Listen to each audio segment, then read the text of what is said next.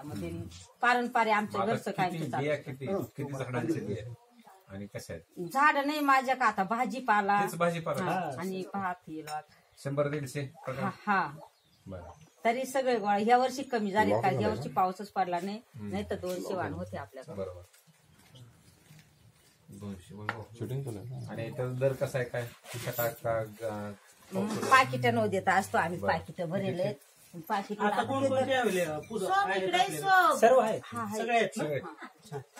आणि आता इथून पुढे कसं दर ठेवायला म्हणजे आता इथून पुढे आम्ही डायरेक्ट दरवर्षी काय करतो पाकिट बनतो ते 10, 15, 12 वाण असे जशी आढळ नाही तर एकच पाकिट बनते छोटे छोटे पाकिट हा मग त्याची किंमत करायची. पण आता अजून ते पाकिट बनवेल नाही, अजून शेतकऱ्यांजवळून काही बी गोळा करायचं राहिले. आणि पहिली माझी जागा थोडी नव्हती म्हणजे मी एकटीच करीत होती आणि आता जागा मोठी झाली म्हणजे आता काम मोठं करायचंय. आणि ऑर्डर आहे बरीच चांगली 1-2 लाखाची ऑर्डर आहे बाहेर. हा तुम्हाला कसं काय सुचलं असं करावं म्हणून? सुचला आता पारंपरिक वाण होते उद्योगच आहे. आपल्या घरी तेच व्हायचं. परत काय झालं, ऊस आला आणि बिया मोडीत गेलं आणि हायब्रिड वाहनांमुळे लोक कमी खर्चा म्हणजे कमी पिकामध्ये जास्त उत्पन्न घ्यायला निघाल. ह्या जास्त उत्पन्नामुळे हे सगळं गेलं आपल्याकडे. हा माती झाली आपली. घ्या जास्त उत्पन्न घ्या, कॅन्सर घ्या, डायबिटीज घ्या, आजाराची. ते ओरिजिनल बियाणांना खाद्यात किंवा आहारात नसल्यामुळं आपल्या अंगात ताण राहिला नाही. बरोबर हेच काम करतो. पहिला माणूस 100 वर्ष 100 नाही काम करायचं 95 पर्यंत काम करायचे. आमचा आजोबा सुरडीचा 96व्या वर्षी घरी आला आमच्याकडे. 103 वर्ष असताना मृत्यू झाला त्यांचा. दाजीचे वडील आमच्या सुरत दाजी 96व्या वर्षी बाहेर सांडासला गेल्यावर पाठ त्यांनी ससा धरून आणला होता येतात. आता आम्ही माळकरी सगळे आम्ही खात नाही, पण त्या माणसाला शिकार करून खायची, लहानपणापासून शिकार केलेली.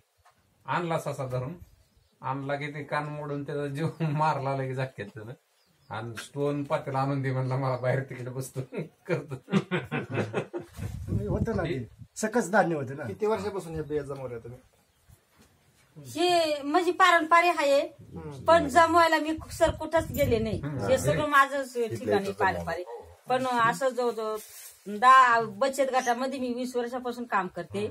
पण मग आता 4-5 वर्षापूर्वी तेव्हापासून जरा माहिती होत गेलं. आता सगळ्या महाराष्ट्रात माहिती झालं, नाही तर सुरुवातीला तसं जगात गेलं. हा जगात गेलं. कोणता पुरस्कार मिळाला तुम्हाला त्याच्याबद्दल? मला नाही बाई एवढे नाव सांगता. नारी शक्ती पुरस्कार दिल्लीमध्ये भेटला. आदर्श शेतकरी भेटेले, G24 तास भेटेले.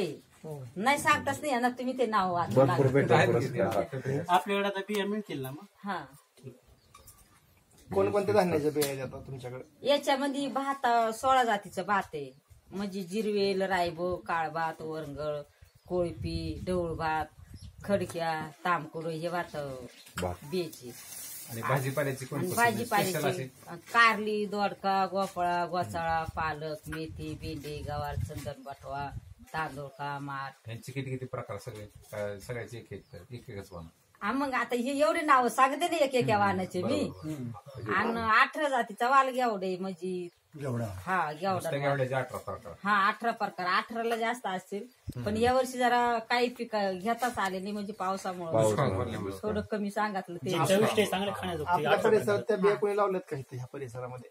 सर आता आमच्याकडे प्यायला पाणी नाही तर लावायचे. मी सगळं माझ्या शेतात तयार करत असते. जवळजवळ 7-8 वर्षापासून मी माझ्या शेतात तयार करते. आता आम्ही तुमच्याकडून बिया नेल्या, काही लावल्या, तर कसं लावल्या, झाडं आणली, बिया आणल्या, पण बी साठवून कसं ठेवायचं किंवा जास्त दिवस कसं राहील ह्याचं काय टेक्निक आहे का? आम्ही टेक्निक म्हणजे आमची जुनीच पारंपरिक मातीच्या मटक्यांमध्ये ठेवायचं आणि राखामध्ये बी घालून ठेवायचं. तर त्या राखामध्ये 3 वर्ष पोत हाताने पेर केलेली आहे मी. मग जास्त दिवस नाही सांगत, पण 3 वर्ष जरी साठवून ठेवलं आणि 3 वर्षाने ते काढून जरी पेरलं तशीच त्याची उगवण तशीच चांगली होणार आणि पिकही चांगलं येणार. मग तिथून पुढे मी हाताने केलेलं नाही काही 4 का 5 वर्ष असं तीच पद्धत आहे.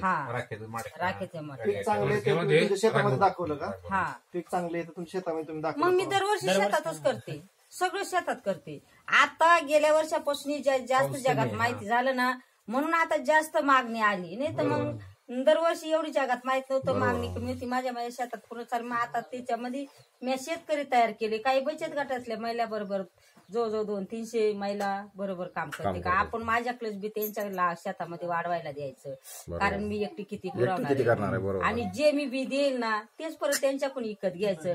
काहींना असं करतोय का हे भाताचं बेणं 1 किलो द्यायचं आणि त्यांच्याकडून झालं का 2 किलो घ्यायचं. म्हणजे ते बियाचं 2 किलो घ्यायचं. कोणतं त्याला शेणखत वापरायचं? शेणखत आणि गांडूळ खत आमचं. आता माझ्यावर गांडूळ किंवा हे वापरत नाही, आम्ही वापरतच नाही.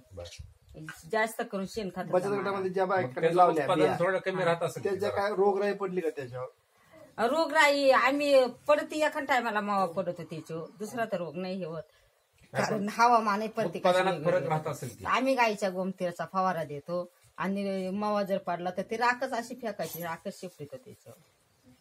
युरिया वगैरे नाही टाकल्यामुळे उत्पादन कमी असणार. नाही, काय नाही कमी नाही. आमची जमीन काही खराब होईल नाही. ज्याची जी जमीन खराब झाली ना, जास्त जमिनीला खत टाकेल ना, मग ते जमीन आता हे झालं त्या मधारला पाणी द्यावं.